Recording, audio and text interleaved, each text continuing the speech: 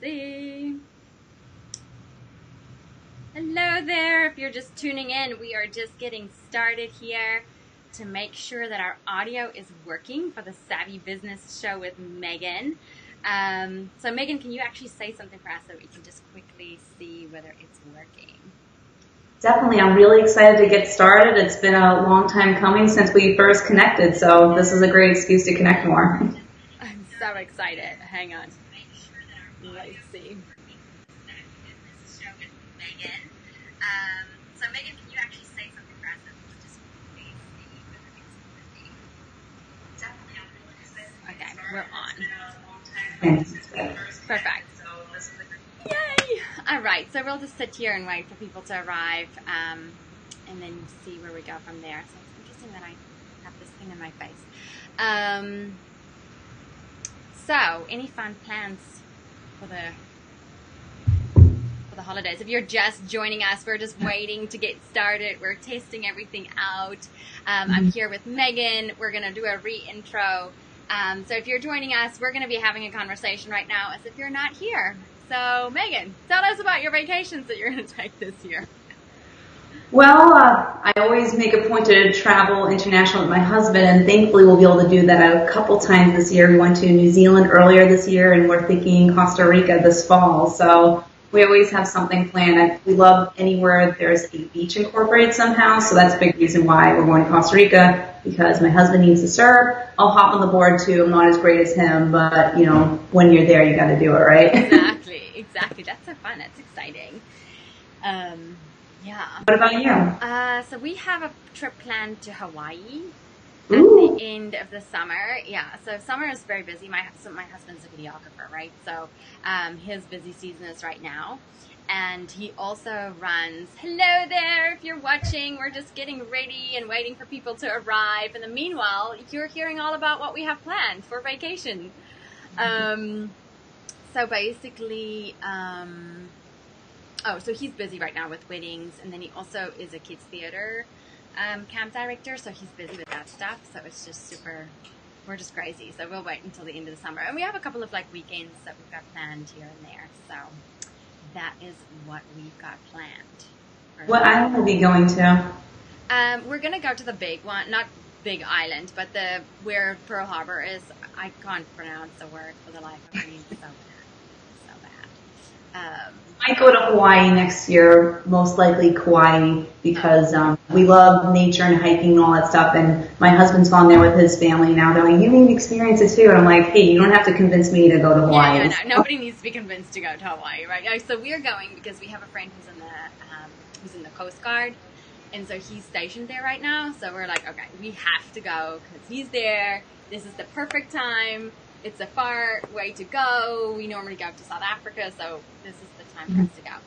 All right, so I think we're going to get started here, and I'm just going to give us like a 2-second break of nothing, so that when we repurpose this, then it's correct.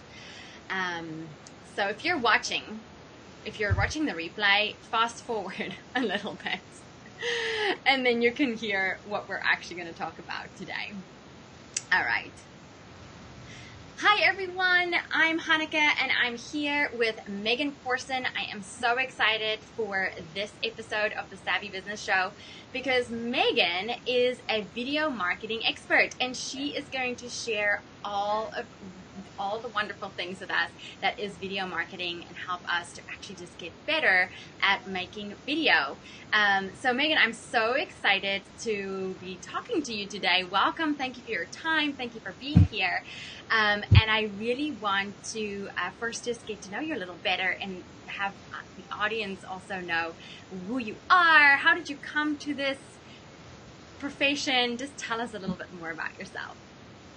Thank you again for having me, Hanneke. I'm really excited to share lots of great information. I always love the excuse to have the flip side of serving as a guest for podcasts and interviews because, as you know, I started my career off as a TV news reporter, so I'm used to the scenario of like sit-down interviews, whether it's in person or virtual like this. So I just love being able to connect in that way. And from there, I took from my love of storytelling and using video in that format into the corporate world, dabbled in that world a little bit, created in-house video marketing programs, and just kind of found myself wanting to do more and to be able to help more people. And so I started my own business focusing on video marketing, bringing the strategy into the video so you can create video with purpose. And also I will speak at conferences and events on the power of video, whether it's through video marketing, your sales funnels, or even internal communications to build that team leadership. So thank you again for having me. That's what I do in a nutshell. I love that. I love it. Okay, so I think the thing, and I know I struggled with this, believe it or not, I actually suffered from a little bit of stage fright growing up. That's another podcast episode for you guys. But I actually have a little bit of fear of being on stage, right? And it's something that I've worked really hard to overcome over the years. And I know that a lot of my clients will say exactly the same. It's like that putting yourself out there feels really scary. It's nerve-wracking. Let's face it, public speaking is, it is the number one fear, I think, for out there for most people. So how do you, what do you tell people normally to help them to get over this fear of really putting themselves out there and just being on video? Definitely, and I'm with you. I used to have a fear with going on camera, and the key is to identify where is the fear coming from. So I'll give an example of myself. So when I first was a TV news reporter, I kind of dreaded going on camera. I really just looked at it as something that I had to do. It was just part of the job. It wasn't glamorous or anything like that at all. And my fear was, because I am young and I look even younger than my age, I was fresh out of college, and I was worried that people wouldn't take me seriously because of how I looked, and I had them in the back of my mind. So I would do fine doing my stance and everything, but I didn't enjoy it as much as I could have. But once I identified that issue and then found out how I can make it an asset, it made it so much easier for me to do well. So if you're watching this or listening to this, I want you to think about, why are you afraid? Are you worried about what people will think of you? Are you worried about your appearance? Or does it just seem like you already have too much going on? Or whatever that is, identify it, write it down, whatever makes it easier for you to visualize it, and then just think about, okay, how can I minimize it and overcome it? And usually just doing that makes it easier. And then the other thing I always tell everyone is that when people are watching your videos, they're rooting for your success. No one clicks on a play button on YouTube or on Facebook Live like this hoping that you fail. Everyone wants to get great content. People who are listening to us right now are looking for valuable content from you and myself, so they want us to do well. They're not looking to cut us down. And if for some reason someone is, then they're not someone you want to connect with anyways. Exactly, right. This is so true. And I work with my clients on this as well, because my favorite question that I like to ask people is the following. I like to ask them, what is the thing, or what is this fear preventing you from actually achieving? How is it actually helping your business is the question that I really like to ask. How is this fear helping you to do what you want to do out there? And normally the answer is going to be, it's not at all. Not at all. So I find that's super useful, and I just love what you just said there as well. Once you actually name your fear, you realize how silly it is sometimes, and absolutely 100%. If people are rooting for you to do badly, then they do not belong in your life. Cut them out immediately. So thank you so much for sharing that. Okay, so the other thing that I want to know right now is, I know you have a lot of goodies for us. So if you're a complete newbie, how would you start this process? What would be, some of the tips that you can tell us about that's going to work?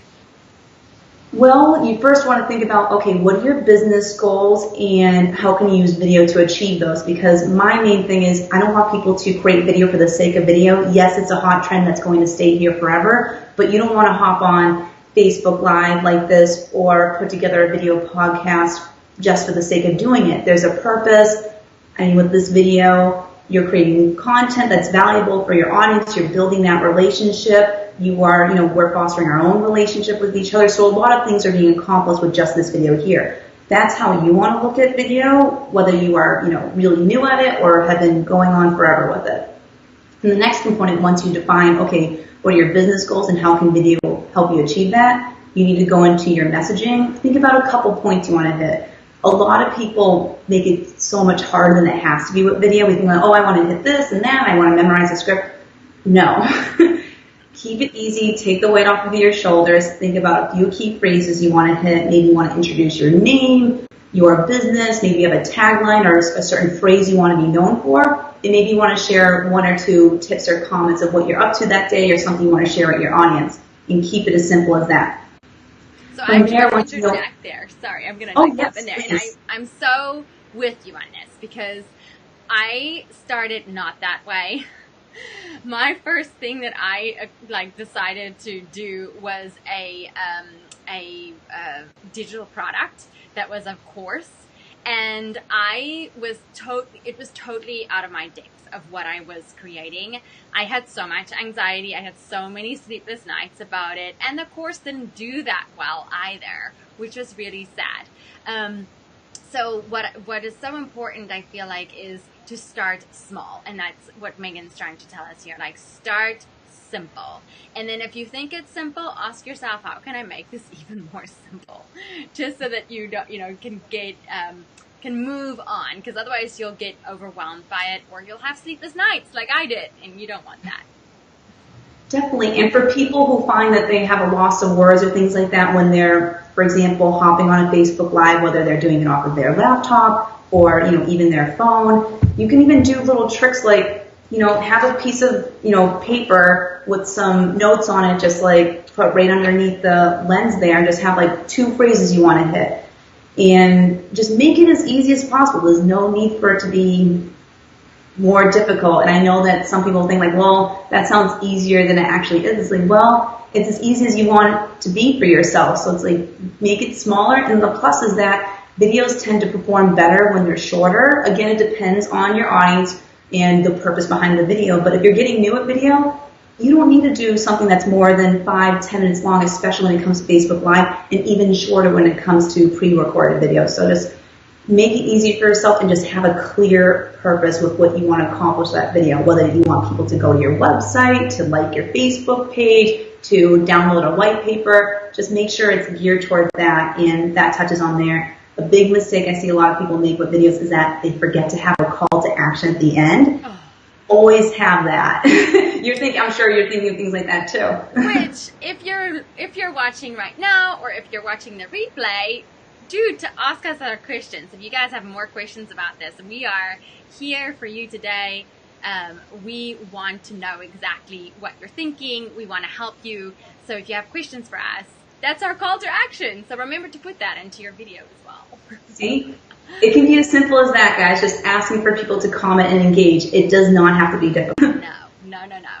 And also, I think there's a thing, I know the other day I was talking to a friend of mine, and she's like, oh my word, I have such weird feelings about asking people or selling to people.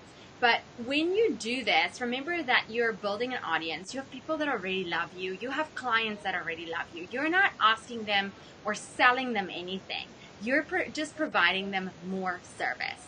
So when you do a call to action, just step into that like, I'm actually just providing you with more of my services or more of my products that can help you. Remember that nobody buys a product and then gets nothing, right? Like, you don't go to the store, pay for the chocolate, and walk out without the chocolate. You get the chocolate. So when your clients are buying from you, they are getting something for the money that they're giving you. They're not walking away empty-handed. Yes, and people don't know to take that next step unless if you give it to them. Someone could watch your video and think, wow, I am so on the same page as Hanneke or Megan. I can't wait to connect with them more. If you don't give them that next step, then they're just going to be left like they don't know what to do next. And then even worse, they click on another YouTube channel or scroll past you on Facebook, and then they forget about all the amazingness you just share with them. Exactly. Which brings it back to that specifically, or if you're going to be on Instagram or on Facebook, think about your medium that you're coming to people to. If you're on your website, your videos can be slightly longer. If you're on Facebook and on Instagram and you want to get a quick point across, keep it short, keep it sweet. Obviously, we're doing the opposite here right now by having a longer video for you guys, but we have other plans with this content, right? This is going to be repurposed, and you're just kind of getting your eyeballs on it first. So lucky you. So, okay, Megan, let's go a little bit into the practical aspects of this. Like, if you were going to DIY this, what do you need in your house? What's going to make things look really professional? Like, tell us a little bit more about that. I know you've got some props behind there that I'm dying to see. By the way, Megan is the one who told me to get a Yeti mic. And so it arrived, and for those of you who don't know, my husband's a videographer. I bought it. He didn't know that I bought it. So it arrives, and he was more excited about this freaking mic than I was. He was like, oh my God. The great thing about smartphones is that they can shoot HD video, and I mean, in fact, a lot can actually shoot 4K HD video, which is even higher quality than HD. So just grab your phone here, and to be able to take it to that next level, you need to have items like a tripod here. So as you can see, this can extend out and things like that, and then you attach your phone at the top, whether you have a little clip on here, or what I personally like using because it gives you more flexibility. I purchased this mount here where I would just place my phone inside here, and then I can do things like clip a microphone here or a light, and then attach it to the tripod. What's that called? It's a tripod mount, and I'm more than happy if you're, I can put links within the comments down on Facebook Live too for people to choose. And the good part too is I don't have affiliation with these things, but all these things cost less than $20 each on Amazon, so it makes it super easy and affordable. And the next thing that a lot of people forget, when your phone, especially when you're outside, out and about, and there's all these noises around you, you really want to help your audio be cleaner, and the best way to do that is to have a microphone. What I like using is a microphone that can connect to the phone right here, and then you have it on the tripod, and then even having an extension piece that goes with this, so that way you can step away, use your hands, and really interact and engage with people.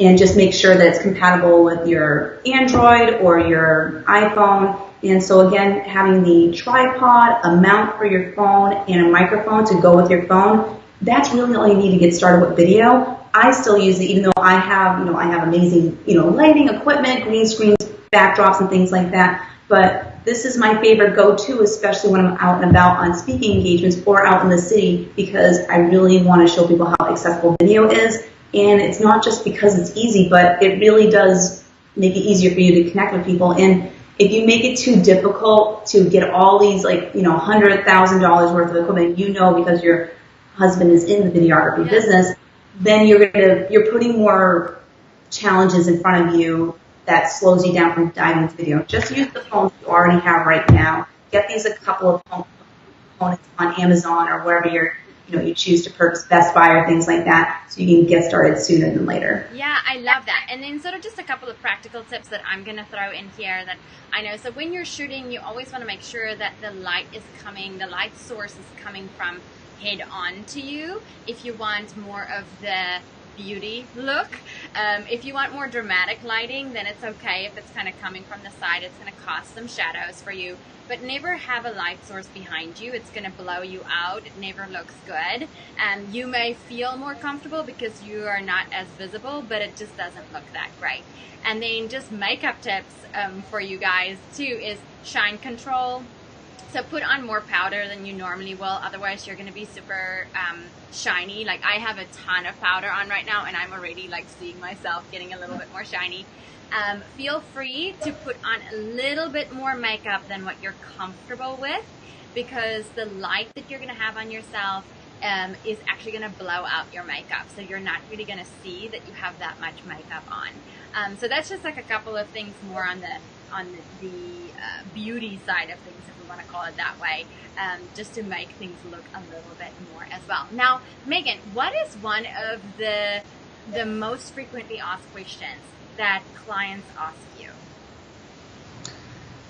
A lot of times people ask me, how can I look professional on camera? So you already shared some great tips there. I always tell people that you need to think about, again, what's your message, what's your goal of the video, and then make sure that your outfit choice, the way you set yourself up and think about your background, and then align it that way. So I personally recommend people to wear your brand colors. I mean, I'm wearing this aqua blue color because it's one of my brand colors, And I tend to wear that in jewel tones because that's what I tell people. Jewel tones tend to look best on camera and they look great on all skin types. So I have to, walk the walk, not just talk the talk, right? So I'm always wearing jewel tones and that's important for me and my brand. And it makes it easier for people to see me as a professional and knowing what I'm doing.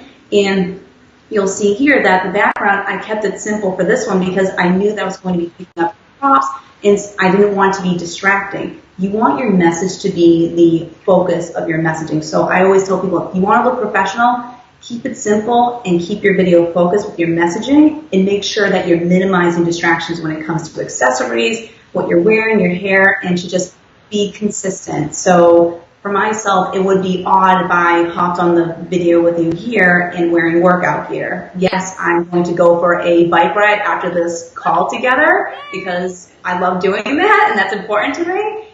But I'm not going to wear it because that doesn't make sense to my brand. It would be odd. And so you always want to make sure everything is matching. It just makes it super, super easy. Ooh, we just lost you there for a second. So it makes you super, super. We just lost you there for a second. Oh, goodness. I'm sorry about that. No, that's totally fine.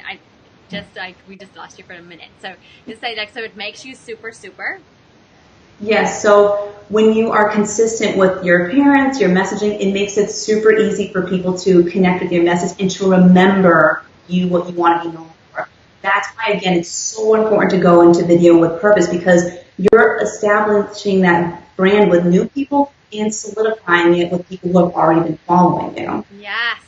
And I totally love this, what Megan's saying there, because I think I see a lot of people, and we're actually going to do another Savvy Business show with a stylist about this very topic in a couple of weeks' time. So stay tuned. But little nugget on this is make sure that you are feeling comfortable. So, you don't want to come on and speak to us in your slacks and no makeup on. Maybe that makes you feel comfortable at home, but you want to feel confident, right? So for me, confidence comes from putting makeup on, making sure that I got my hair done, I'm wearing something that I feel comfortable in.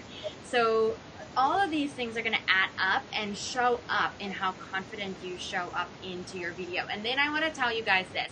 This is something that takes practice. If you see someone that looks super comfortable on video, they've probably been doing this for a while. They didn't look like that when they started, right? If you go back, I love to use Marie Forleo for this because her videos are so high-end production nowadays. But if you go back, you'll actually see that she started with one of those flip cams, and she wasn't makeup. She wasn't, it was very, I don't want to say low budget. Let's call it very simple when she first started. And then she grew from there. And today I think she can just entertain you and keep talking on screen forever because she's so comfortable. But this is definitely something that you have to get comfortable with. All right, Megan, so something that you want to just highlight for our viewers, where can we find you, or do you have anything right now that could help our viewers that would be great for them to know about? Yes, so I particularly am loving Instagram right now, and as you know, we have seen so much more growth with video and Instagram from IGTV launching recently, and the stories having more capabilities, so it's really, really fun. I'm loving it.